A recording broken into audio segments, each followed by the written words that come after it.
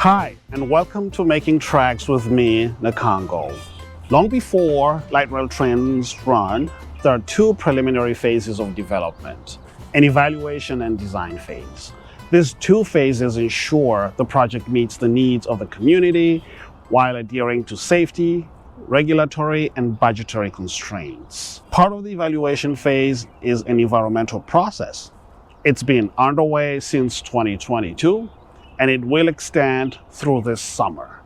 This process is a way for us to analyze environmental, social, and economic factors of the LRT project, and where needed, explore alternatives and mitigation strategies. To help us understand this process a bit more, I spoke with Kelcie, Blue Line Extension Senior Environmental Manager.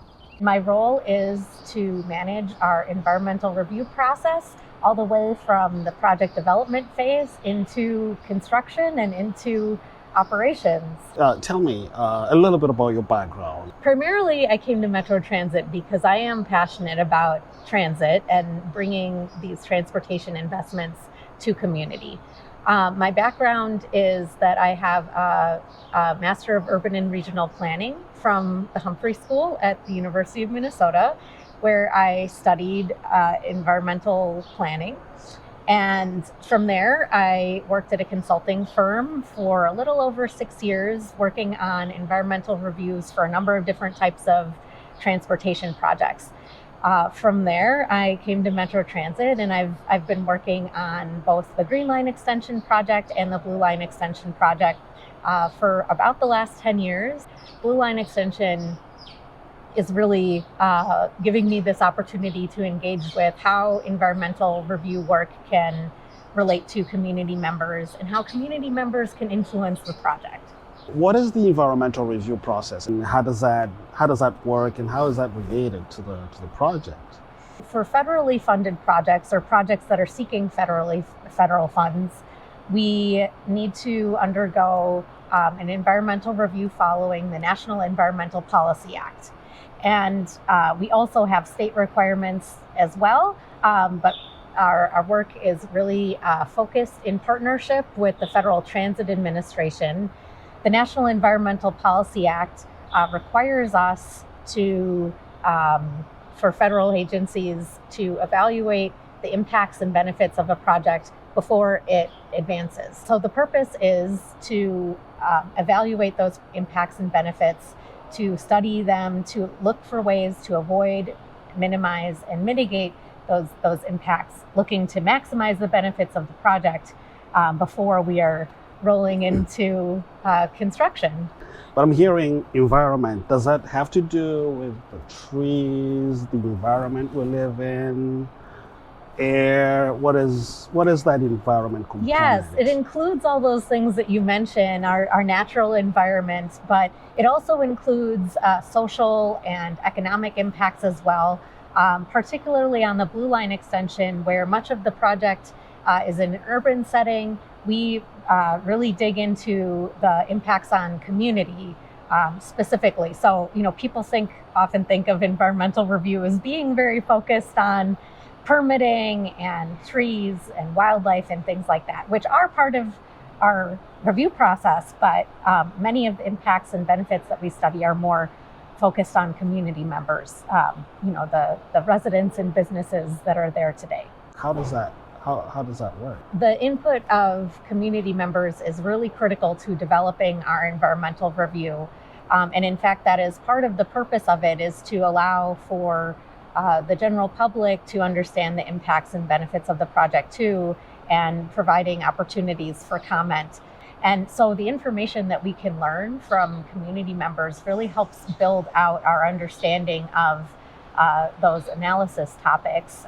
So including business impacts during construction. It can include things like property acquisitions where the project is buying property, whether it's in some cases it's a home or business. In many cases, it's a smaller area of land. So that's one topic that we study.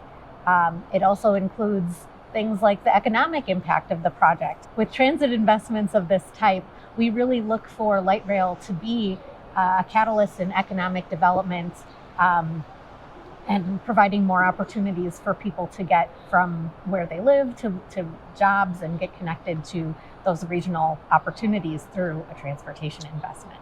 If you come about negative impacts, does that mean that you stop the project?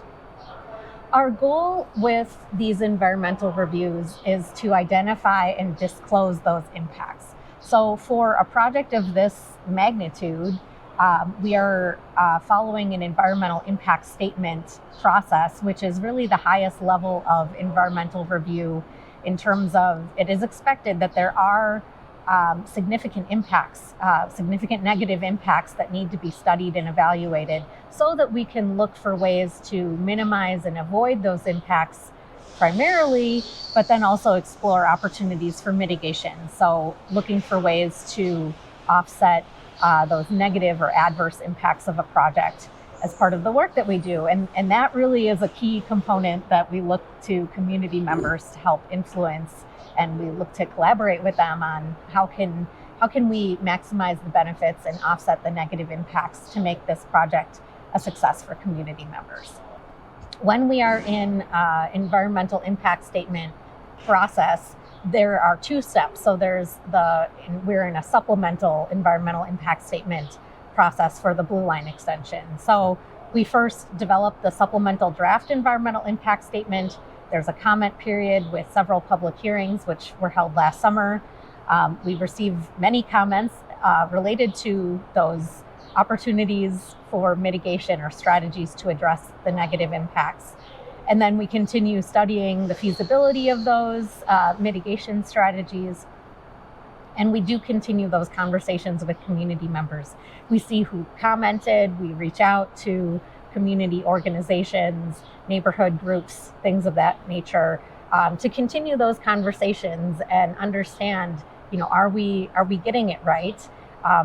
Are those strategies within the project going to appropriately offset the negative impacts of the project? And so we really couldn't develop those mitigation strategies without the input of community collaboration. Do you ever get worried that you may come up against a dead end where you might not be able to solve any of these impacts? Sure. Our light rail projects do have a way of really drawing the attention of community members, and rightly so, because if you live in a neighborhood where we're planning to bring light rail, there are negative impacts that come along with that, along with the benefit of getting that improved transit access. So that can result in many really tough conversations with impacted community members. And where we run up against those issues, we look to find solutions. And oftentimes that path to finding solutions that hopefully will work for everyone is quite iterative, where we bring back information from our conversations with community, bring that back to our design team, continue exploring those solutions, bring back some other ideas. I think our team takes it as an approach of where we continue to hear those concerns. That means we need to dig in and continue exploring solutions, but also making sure that we are carrying back information about our analysis to community members so they can understand all of the different topic area analyses. Sometimes people do have misconceptions about what the impacts mean for their community and what it's like to live next to light rail. How do you know then, when you're done with your analysis?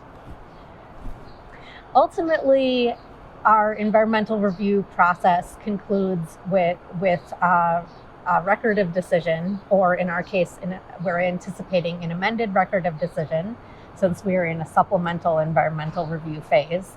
And that is the step in our environmental review process where our federal partner, the Federal Transit Agency, says, you've adequately studied all of the different topics, you understand your path forward and how you're going to move into project implementation, and they sign the document and we publish it. And that's the step that tells us that we are ready to move forward into finalizing our design and moving forward into construction. However, that coordination related to our environmental review carries on throughout the life of a construction project. In some cases, even into implementation when the light rail is up and running, if we need to make those adjustments. The conversation never really stops. There will be a comment period followed by hopefully that amended record of decision in late summer. How do people get to contact you if they have any questions about your work? Yeah, hopefully hearing about all the work that we do has spurred some ideas from community members and additional feedback for us. And we'd love to hear from community members through reaching out to our outreach team.